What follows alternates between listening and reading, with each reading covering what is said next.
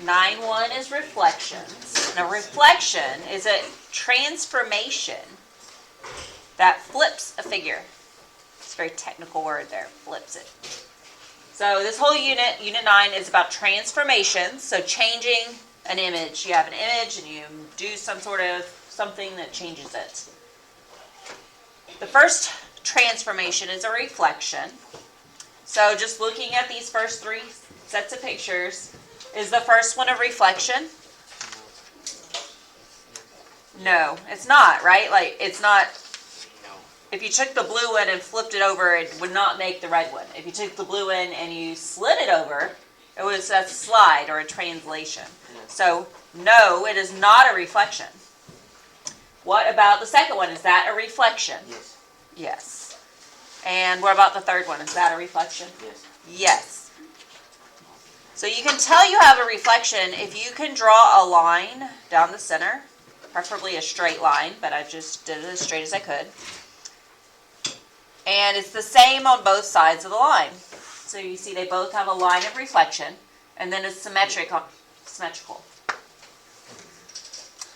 So there's three types of reflections we're going to look at. The first one is when you reflect across the x-axis. All right, so the first one I'm pointing out is a reflection across the x-axis. Since there are three types of reflections, or we're reflecting in three different spaces, I do think it's a good idea to mark where the line of reflection is before you even get started. I'm reflecting across the x-axis, so I'm highlighting the x-axis. As a reminder, I know y'all know where the x-axis is, but while you're working, it's better to only think about one piece of information rather than multiple pieces of information. So here if we have point A, it's at -3, 2. So I want to plot point A. Left 3 and up 2. There's point A. And if I want to reflect it across the x-axis, it takes 2 spaces to get it to the x-axis. So I'm going to go 2 spaces to get it to its reflected point. And that would be A prime. Without apostrophe means prime. It means I did one transformation on point A, because I can't call it point A again. If I did, then that would be very confusing to have 2 point A's. So the little apostrophe means A prime, and it means I changed A. All right, so then the second one, 1, 4. That is point B. So a reflection across the x-axis takes 4 spaces to get to the x-axis, so 4 more spaces, and then it's reflected. And that's B prime.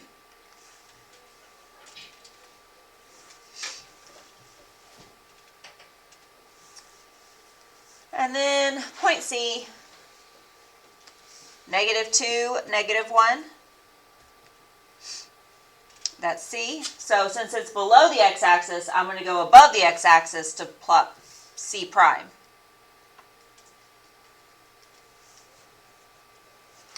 All right, so looking at all 3 of these, do you see a pattern?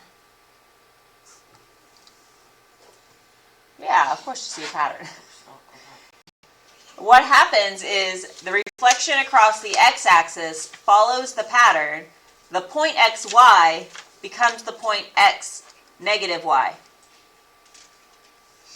Now I'm going to point out that saying -y doesn't mean you're always going to have a negative sign on the y. It just means you're changing the sign of y. So you're multiplying the y value by a negative. So if your y value was positive, then you end up with a negative y value. If your y value was negative and you multiply it by a negative, you end up with a positive.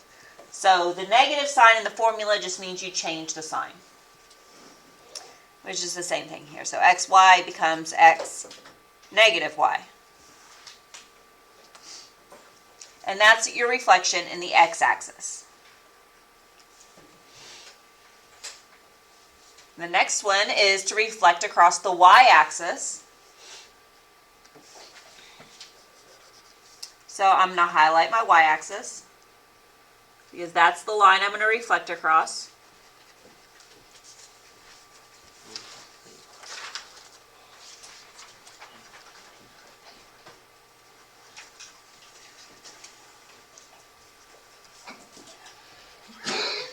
And all of these are going to be reflected across the y-axis. All right, so I have the 0.5, -4. So right 5 and down 4. That's point A. If I reflect it across the y-axis, it's on the right side of the y-axis. So when I reflect it, I need to take it to the y-axis and then take that many spaces in the other direction. So that means I'm going to go to -5, 4, and that's A prime.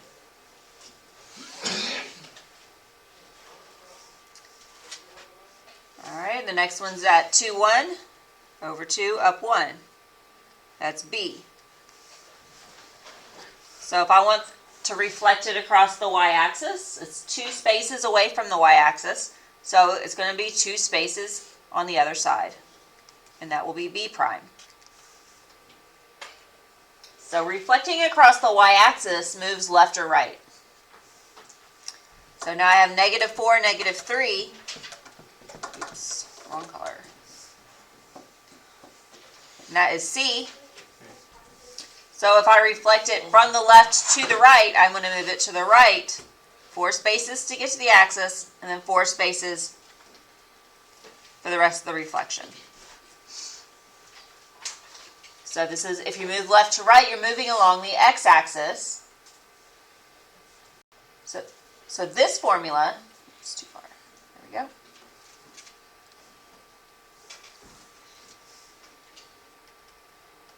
Is xy becomes -xy. So the y value doesn't change. Up or down, it didn't change. They stayed at the same horizontal level, I guess. And they just moved left or right. So this is -xy. The x value changes and the y stays the same. And that's to reflect across the y-axis. And then the third one is to reflect across the line y = x. So the line y = x is a diagonal line. So y = x. So mx plus b, that's slope of 1 and y-intercept of 0. And it's the diagonal line.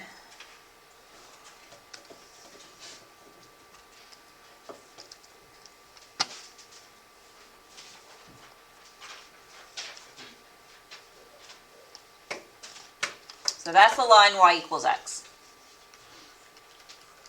And if that's my line of reflection, this one's a little trickier. So I'm at 7, -1. There's A. My reflect is going to be across that line, so this one's harder to do. It's going to be right here. And so if I were to fold my paper on the green line, those dots would line up.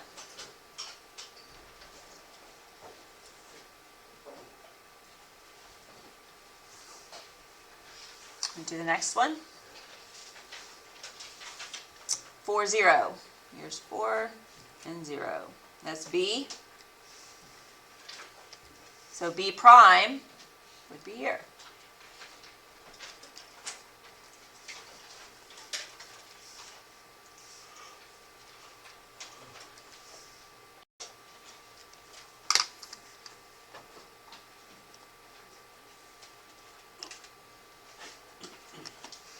And you can see the red dot is the same distance to the green line as the blue dot is. It's the same amount of space. And one more. -2, -5 is point C.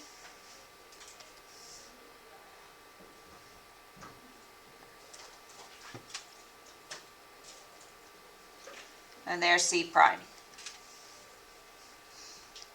So So again, it's a reflection across the line, y equals x. And the line y equals x just goes through the diagonal. It's through the corners of the boxes, and it goes through the origin. And the points are equal distance from that line. So this one, like I said, it's a little trickier because you don't see it as clearly. Or maybe you do, maybe you don't. But the formula is x and y trade places. So xy becomes yx. X and y trade places. And that's how you reflect across the line, y equals x. So that's the 3 different types of reflections we're doing now for 9-1. And here we have them all together. You could also do it with 1 point, or you could do it with the whole shape. So here we have to reflect across the y-axis. If we reflect across the y-axis, you start with the point xy, and it becomes negative xy. So the y value stays the same, and the x changes. So if I plot the points of my original triangle, negative 2, 6,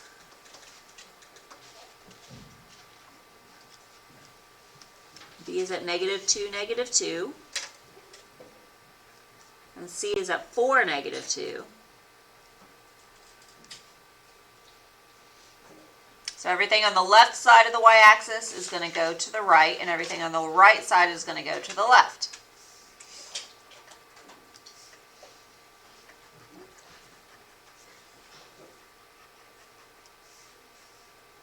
Alright, so this point, negative 2, 6, is going to become 2, 6.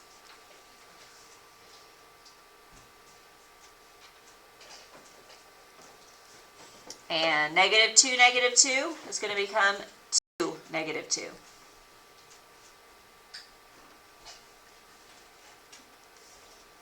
And the point 4, negative 2 is going to be negative 4, negative 2.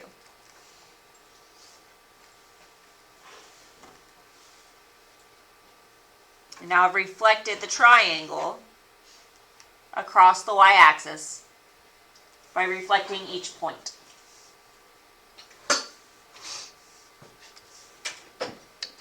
The next one is to reflect across the line y equals x. So first I want to go ahead and put the line on my graph.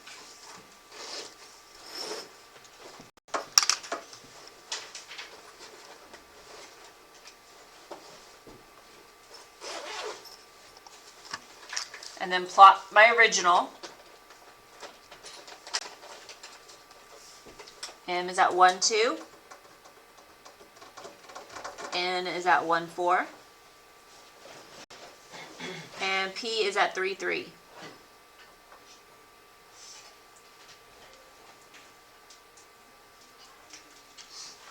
Alright, so on this one, I have a point that lies on the line of reflection. So when I reflect that point, it's not going to move. If it sits on the line of reflection, it zeros places. It takes 0 units to get that dot to the line of reflection. So then you go 0 units on the other side, which means it doesn't move. Alright, so x and y trade places. So 1, 2 becomes the point 2, 1. 1, 4 becomes the point 4, 1. And 3, 3 becomes 3, 3. So 2, 1, 4, 1, and 3, 3.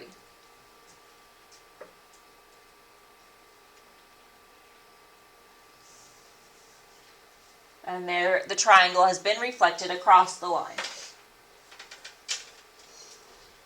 And one more example of reflecting across the x-axis. Again, it's x-axis, so I'm going to mark the x-axis. When I reflect across the x-axis, the x stays the same, and the y changes. So x, y becomes x negative y. Gosh, am I here? This one was x, y becomes yx. All right, plot the original, 0, 1. -4, -5. -7, -2.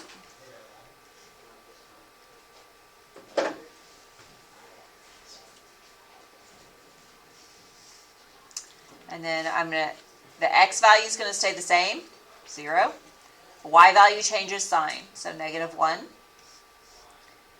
And this one becomes -4, 5. And this one becomes -7, 2. So the y values change signs, but the x values stay the same. And -4, +5. And -7, +2.